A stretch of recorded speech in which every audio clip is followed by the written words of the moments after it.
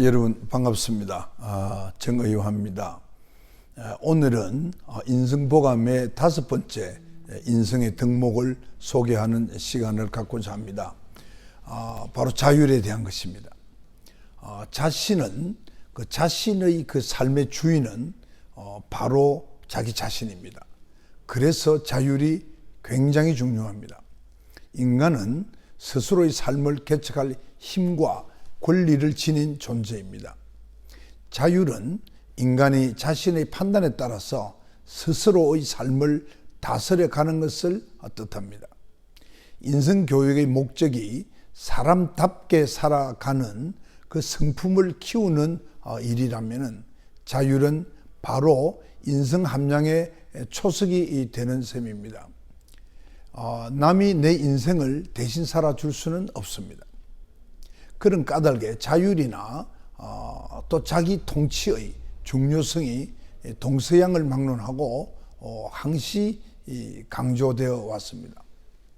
우리 선조들은 사람답게 되기 위해서 가장 중요한 일로서 수기 혹은 자기 수양을 아주 중시했습니다. 서양인들도 고대 그리스 철학자에서부터 현대에 이르기까지 자유를 그 인간다움의 핵심 내용으로 여겨왔습니다. 리더십 그 연구물들을 보더라도 성공한 지도자들은 자기 자신을 다스리는데 가장 많은 시간을 할애한다고 합니다. 사회적 성공이 자신의 자율적 판단 능력과 자기 수양에 크게 달려 있음을 뜻하는 것이죠. 자율적인 그 삶의 바탕에는 자존심이 놓여져 있습니다. 자존심이 높은 사람은 자기 자신을 소중하게 여기기 때문에 자신의 삶을 사랑하고 존중합니다. 그래서 남의 눈이나 또는 어떤 외적인 것에 신경을 쓰기보다는 자기 자신에게 맞는 일을 찾아서 열정적으로 몰입을 하는 것입니다. 중국 당나라 시대의 선불교 선성인 임재선사가 계시는데요. 그분은 항상 이렇게 말했다고 합니다. 어디에 있더라도 늘 주인이 되어라. 그렇게 말을 했다 합니다. 또 태계 이황 선생께서도 스스로의 힘으로 실천하지 않는 것은 자포자기다. 이렇게 말을 했고요. 미국의 그 사상자이자 시인으로 자연론을 쓴 랄프 웰드 에머슨은 남을 모방하지 말고 자신을 고집하라 라고 그렇게 하였다고 합니다. 또 카나다의 철학자인 찰스 테일러는 나는 다른 사람의 삶을 모방하는 것이 아니라 나의 고유한 방법으로 나의 삶을 살도록 소명을 부여받았다 이렇게 했습니다. 사람은 누구나 자신이 원하는 바를 행할 때 적극적으로 참여하고 원하는 바가 충족될 때 아주 만족감을 느끼게 되어 있습니다. 일반적으로 먹고 자고 하는 그런 생리적인 욕구가 어느 정도 해소되고 나면은 어딘가에 소속이 되어서 우정을 나누고 또 연대를 나누기를 원하는 것이 인간입니다.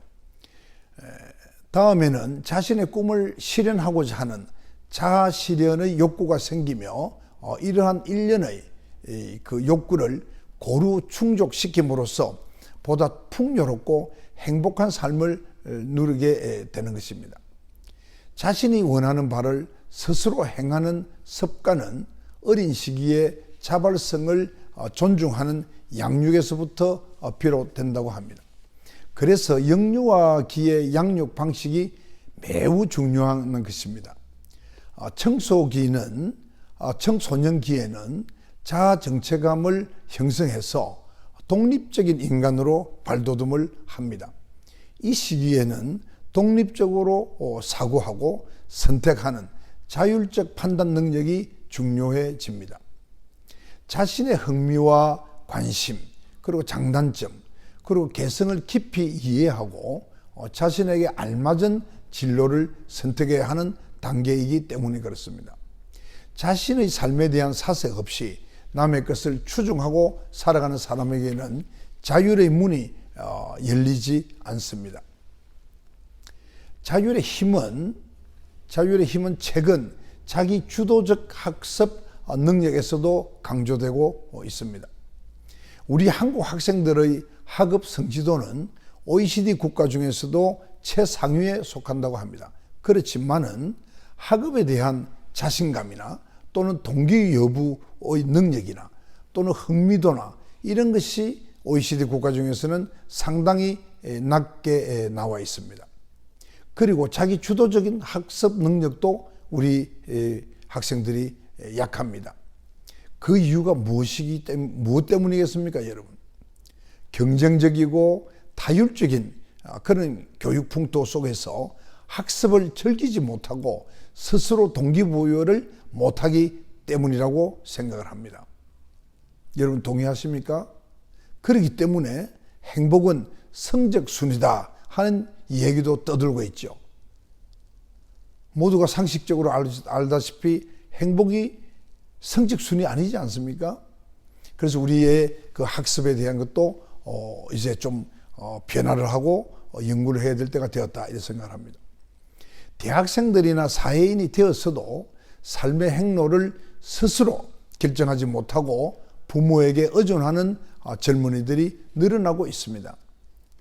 첨단 정보 사회의 그 수많은 정보와 선택지들이 자율적인 훈련이 덜 된 젊은이들에게는 자유로움을 주기보다는 오히려 불안과 고뇌를 안겨주는 일이 많기 때문에 그렇습니다.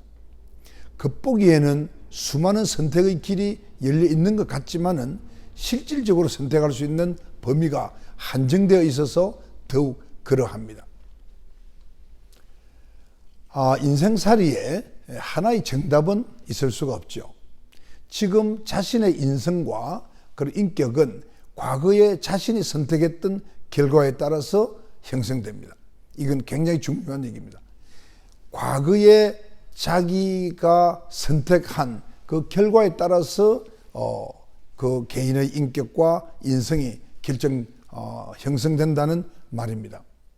어떤 선택을 하더라도 자신의 선택과 결정에 대한 책임은 자기 스스로가 져야 할 것입니다. 그러므로 자신을 존중하고 자신의 선택에 신중해야 합니다. 그래서 역경에 처했음에도 현명한 판단으로 자신의 삶을 성공적인 방향으로 이끈 사람들의 모습이 큰 감명을 주게 되는 것입니다. 또 좋은 선택의 가치는 선택 그 자체로 이루어지는 것이 아니라 선택한 삶을 어떻게 살아가느냐 하는 것에 달려 있습니다. 제가 하나 예를 들어 보겠습니다. 재능을 인정받은 아주 패션 디자인인 그 크리스티안 디오르를 아시죠? 그 디오르 문화에서 그 재능을 인정받아서 나중에 일하고 있던 그 청년이 디오르가 죽게 되자 그의 디오르의 후계자로 지명이 되었습니다. 그가 후계자의 길을 갈 것인가, 또 독립으로 갈 것인가, 그런 갈림길에서 동전 던지기로 결국 독립을 하기로 결정을 했다고 합니다. 그래서 그 사람은 성공을 해서 자신의 브랜드를 창조를 했습니다. 그래서 기자들이 당신은 운이 좋아서 성공한 것이 아니냐, 왜냐하면 동전치기를 해서 그러니까요. 그때 이 사람이 그렇게 말했다고 합니다. 동전 던지기가 행운을 가져다 준 게 아닙니다. 그 결정된 일에 믿음을 가지고 밀고 나갔기 때문에 제가 성공했습니다. 그렇게 대답을 했다고 합니다. 좋은 선택은 그 선택 그 자체에 있다기보다는 선택한 삶을 어떻게 살아가느냐 하는 데 달려 있다는 이 얘기가 되는 것이죠. 여기에서 제가 현대 미국 시인 중에 가장 순수한 고전적인 시인의 한 사람인 그 로버트 프로스트의 유명한 시 가지 않은 길을 그 일부를 소개를 드리겠습니다. 그날 아침 두 길은 똑같이 놓여 있었고 낙엽 위로는 아무런 발자국도 없었습니다. 나는 한쪽 길은 훗날을 위해 남겨놓았습니다. 길이란 이어져 있어서 계속 나가야만 한다는 걸 알기에 다시 돌아올 수도 없을 거라 여기면서요. 오랜 세월이 지난 후 어디에선가 나는 한숨 지으며 이야기를 할 것입니다. 숲속에는 두 갈래 길이 있었네. 나는 사람들이 적게 간 길을 택했다고. 그리고 그것이 내 모든 것을 바꿔 놓았네. 그런 시입니다. 요즘은 날로 그 개인화되어 가고 있지 않습니까? 이런 현대인들은 자신이 원하는 것을 선택하고 추진하는 경험이 아주 강합니다. 개성이 있는 다양한 자율적인 삶들이 더욱 풍성한 사회를 만들어 나갈 것입니다. 하지만은 자기가 원하는 것에 아주 집착해서 남의 자유를 침해한다면 그것은 진정한 자율이 아닙니다. 그것은 이기적이고 자기중심적인 행위에 불과합니다. 자율이라는 것은 주위 사람들이 상호 의존적인 존재라는 인식에 근거해서 스스로의 삶을 구축하는 것을 의미합니다. 여러분이 잘 아는 계몽주의 철학자 루소는 아이를 망치려고 하면 아이가 하고 싶은 대로 내버려 두라고 했답니다. 누구보다 개인의 자유를 주장했던 루소도 자기 조절 능력이 없는 방종을 극도로 우려한 것입니다. 만약에 개인이 바라는 것이 모든 사람들에게 온당한 것이라면 문제될 것이 없겠지요. 칸트는 욕망이 이성의 통치를 받을 때 진정한 자율이 가능하다 하고 보았습니다. 인간의 행위가 과도한 개인적인 욕망에서 벗어나서 이성이 세운 도덕적인 법칙을 따라갈 때 자율이 활짝 꼽힐 수 있다는 것이지요.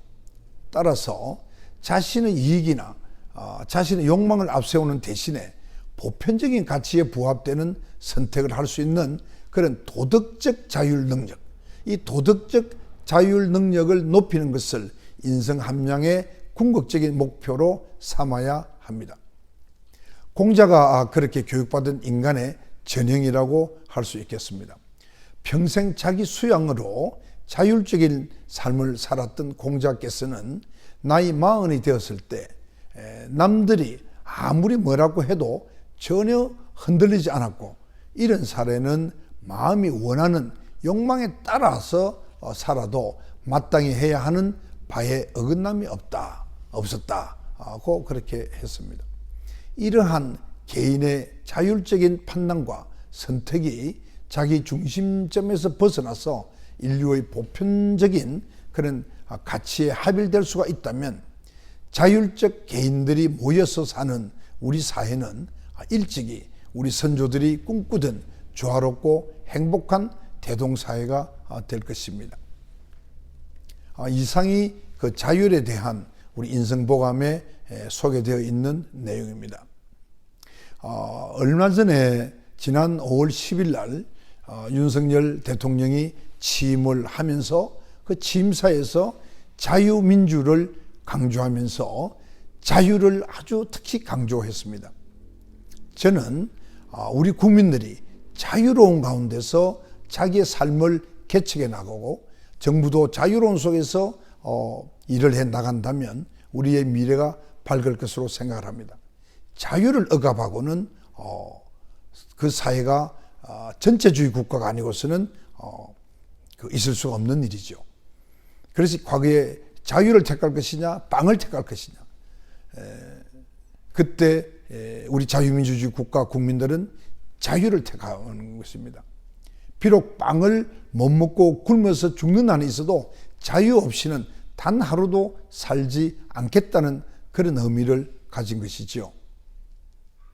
그런데 그 자율이 굉장히 중요합니다. 자유와 자율 이 두 가지가 제가 볼 때는 국가 경영이나 개인에게서나 그 사회에서나 굉장히 중요하다고 봅니다. 제가 정치인의 한 사람으로서 지난 20년을 살아오면서 보았을 때 상당히 이 자율이 억압받는 시대가 진행되고 있었다 하는 느낌을 많이 받았기 때문에 제가 늘 그 자율성을 곳곳에서 강조한 바가 있습니다. 이제는 우리가 자율적으로 국민들이 자유롭게 자기가 원하는 것을 할 수 있도록 정부는 서포트해주고 지원해주고 그런 방향으로 나라를 경영해 간다면 우리 대한민국 국민은 아주 능력이 뛰어나고 두뇌가 우수하기 때문에 저는 이 세계에서 가장 훌륭하고 존경받는 나라를 만들 수 있는 충분한 그런 여력과 재능과 그 능력을 가지고 있다고 제가 확신합니다.